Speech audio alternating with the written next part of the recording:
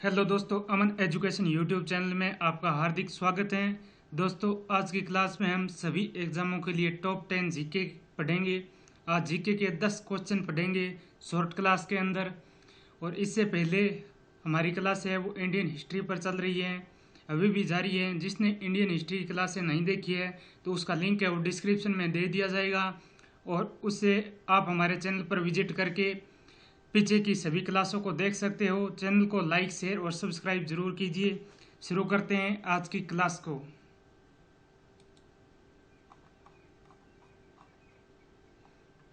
आज का पहला क्वेश्चन है, इक्ता प्रथा की शुरुआत किसने की थी?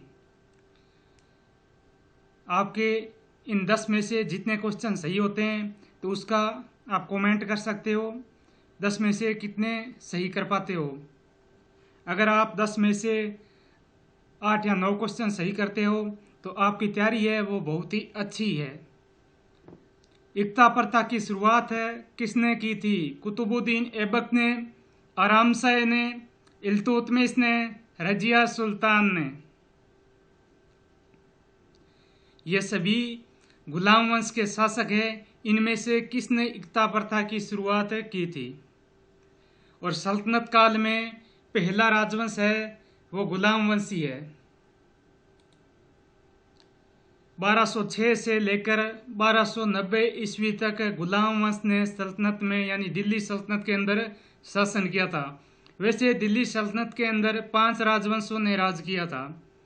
दिल्ली सल्तनत की क्लासें अभी चल रही है। दिल्ली सल्तनत में गुलाम वंश और खिलजी वंश 2 कंप्लीट हो गए हैं। उनकी आपको कंप्लीट क्लासें वो हमारे चैनल पर प्ले लिस्ट बनी हुई है, वहाँ पर गुलाम वंश और खिलजी वंश की कंप्लीट क्लासें मिल जाएगी। उसका लिंक है वो डिस्क्रिप्शन में दे दिया जाएगा, और उससे आप हमारे चैनल पर विजिट कर सकते हो। और आगे की क्लासों का नोटिफिकेशन पाने के लिए हमारे चैनल को सब्सक्राइब करके नोटिफिकेशन ऑन कर लीजिए, ताकि नेक्स्ट क्लास होगी उसका नोटिफिकेशन सबसे पहले आप तक पहुंच जाएगा।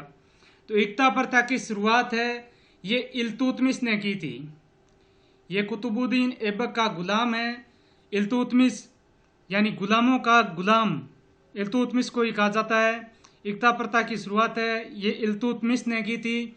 इक्ता प्रथा क्या होती है? तो इक्ता प्रथा जो सैनिकों को वेतन दिया जाता था, उस वेतन के बदले में भूमि का हिस्सा यानी भूमि का टुकड़ा दिया जाता था। वेतन के बदले में भूमि का जो टुकड़ा दिया जाता था उसको इक्ता प्रथा के नाम से जाना जाता है। तो इस इक्ता प्रथा की शुरुआत है ये इल्तुतमिश ने की थी। दूसरा क्वेश्चन है, सख्तान ए चिहलगानी क्या है? यह भी दिल्ली सल्तनत का क्वेश्चन है। सख्तान ए चिहलगानी क्या है?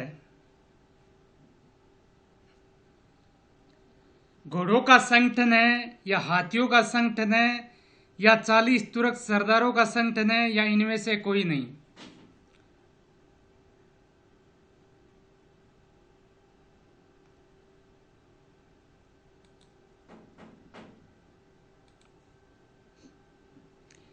सख्तान ए चिहलगानी है ये 40 तुर्क सरदारों का एक संगठन बनाया था, और ये संगठन है ये इल्तुतमिश ने बनाया था।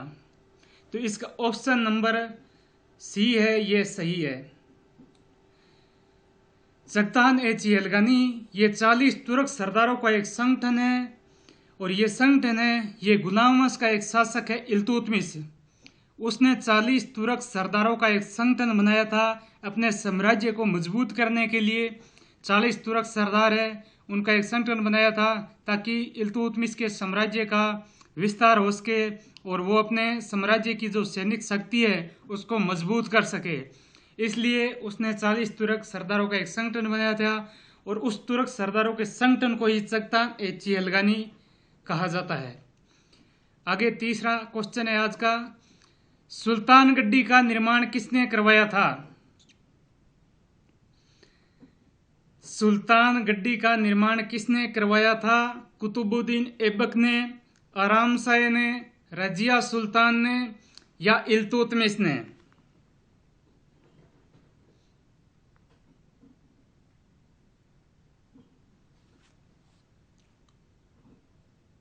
कुतुबुद्दीन ऐबक ने, आरामशाह ने, रजिया सुल्तान ने, या इल्तुतमिश ने? सुल्तान गड्डी का निर्माण किसने करवाया था? तो सुल्तान गड्डी का निर्माण है ये इल्तुतमिश ने करवाया था। ऑप्शन डी इसका सही उत्तर है। सुल्तान गड्डी है ये भारत का प्रथम मकबरा है और ये इल्तुतमिश के बेटे का मकबरा है। ये दिल्ली के अंदर बना हुआ है। इल्तुतमिश का जो बेटा था नासिरुद्दीन महमूद शाह, उसकी मृत्यु हो गई थी, तो उसके ऊपर सुल्तान गड्डी का निर्माण है ये इल्तुतमिश ने करवाया था। और इल्तुतमिश को मकबरों का पितामह कहा जाता है। इल्तुतमिश ने ही सर्वप्रथम मकबरा है वो अपने पुत्र का बनवाया था और उस मकबरे का नाम है सुल्तान गड्डी। और ये सुल्तान गड्डी है ये दिल्ली के अंदर बना हुआ है। उसके बाद में चौथा क्वेश्चन है, उकत कथन है ये कथन किसका है? यदि रजिया स्त्री ने होती, अगर पुरुष होती तो उसका नाम आज भारत के महान शासकों में लिया जाता। ऐसा किसने कहा है?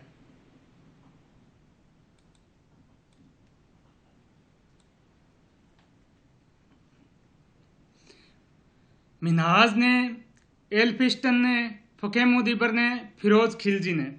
ये कथन किसका है? मिन्हाज का है या एल्फिंस्टन का है या फकीमुद्दीन का है या फिरोज खिलजी का है?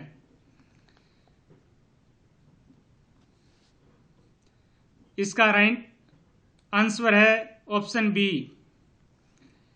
एल्फिंस्टन ने रजिया के बारे में ऐसा कहा था, दिल्ली सल्तनत की एकमात्र महिला शासिका है रजिया सुल्तान।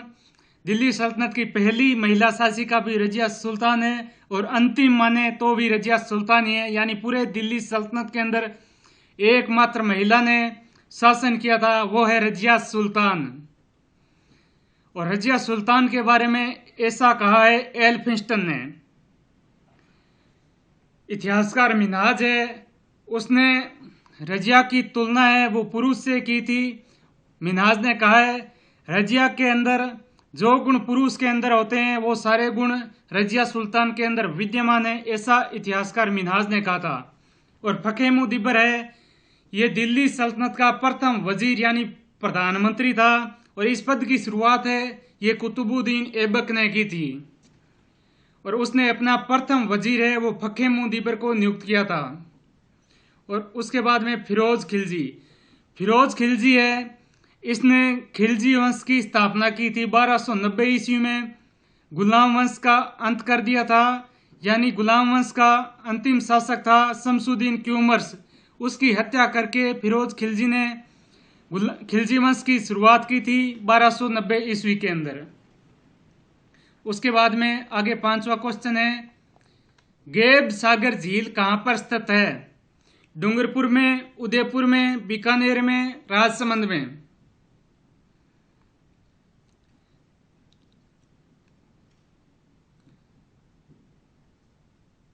क्लास कंप्लीट होने के बाद में आप कमेंट बॉक्स में लिखकर भेजिए आज की क्लास में कितने क्वेश्चन सही कर पाते हो। तो गैब सागर झील है ये डूंगरपुर में है, इसका आंसर ऑप्शन ए सही है। उसके बाद में छठा क्वेश्चन है, उत्तरी न्यूजीलैंड में चलने वाली गर्म व शुष्क हवा को किस नाम से जाना जाता है?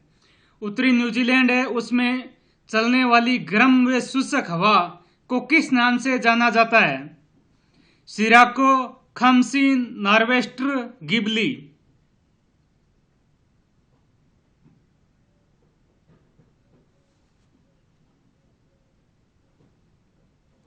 इसका राइट आंसर है ऑप्शन सी, नॉर्वेस्टर।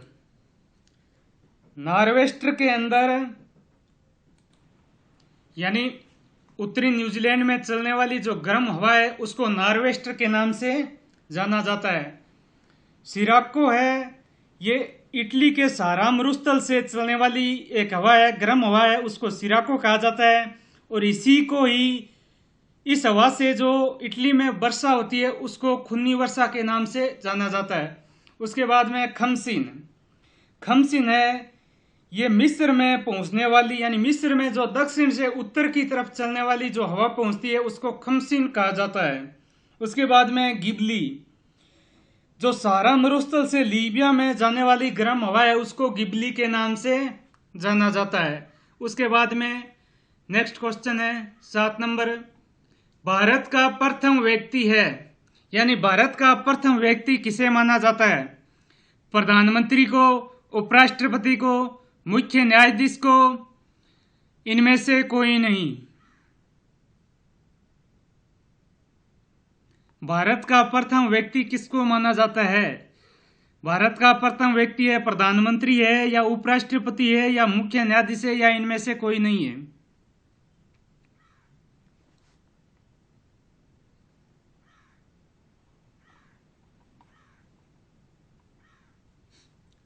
इसका राइट आंसर है ऑप्शन डी। भारत का प्रथम व्यक्ति है उपराष्ट्रपति, राष्ट्रपति होता है। भारत का प्रथम व्यक्ति है वो राष्ट्रपति होता है, और दूसरा व्यक्ति है वो उपराष्ट्रपति होता है। तो राष्ट्रपति इसके अंदर ऑप्शन नहीं है, तो इनमें से कोई नहीं, यानी इसका राइट आंसर है ऑप्शन डी। उसके बाद में नेक्स्ट क्वेश्चन है, 1857 की क्रांति के समय उदयपुर का पीए कौन था? यानी उदयपुर का जो पॉलिटिकल एजेंट था वो कौन था 1857 की क्रांति के समय? मॉकमेसन था, सावर्स था, या बर्टन था, या ईडन था?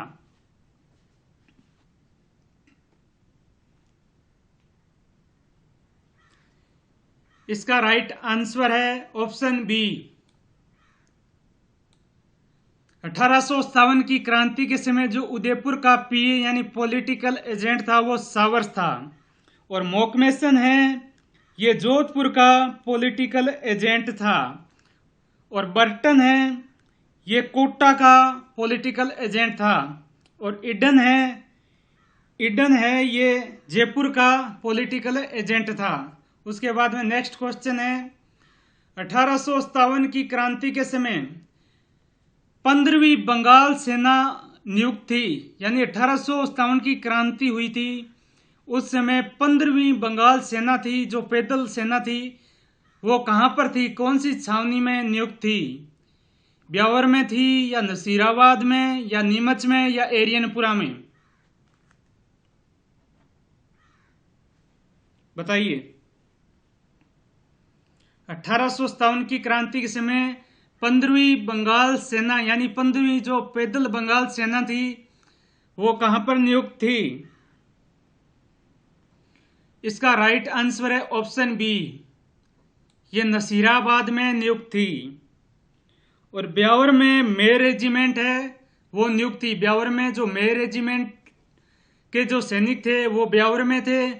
और नीमच है, नीमच में भारतीय ब्रिगेड के सैनिक थे।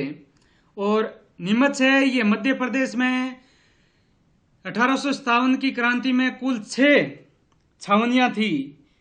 उन 6 में से एक नीमच है वो राजस्थान से बाहर थी, ये मध्य प्रदेश में है। और 5 छावनियां हैं ये राजस्थान के अंदर थी। नसीराबाद है ये अजमेर में थी, ब्यावर है ये भी अजमेर में थी, देवली है ये टोंक में थी, एरियनपुरा है ये पाली में थी, खेरवाड़ा है ये उदयपुर में थी। यानी राजस्थान के अंदर नसीराबाद, ब्यावर, देवली, एरियनपुरा, खेरवाड़ा ये 5 छावनियां राजस्थान में थी। और एक नीमच है ये राजस्थान से बाहर मध्य प्रदेश में थी। एरियनपुरा है ये पाली के अंदर है। यहाँ पर जोधपुर लीजन के जो पूर्विया सैनिक थे उनकी ड्यूटी एरियनपुरा के अंदर थी। आज का लास्ट क्वेश्चन है 10 नंबर, उंटाला का किला किस जिले में है? उंटाला का किला है ये किस जिले में है? हनुमानगढ़ में है, भरतपुर में है, चित्तौड़गढ़ में है, या बीकानेर में है? इसका राइट आंसर बताइए। इसका राइट आंसर है बी, ऑप्शन बी, भरतपुर में है। उंटाला का किला ये भरतपुर में है। लोहागढ़ जो दुर्ग है वो भी भरतपुर में है। भटनेर का किला है ये हनुमानगढ़ में है। चित्तौड़ दुर्ग है ये चित्तौड़गढ़ में है। और जूनागढ़ का किला है ये बीकानेर के अंदर है।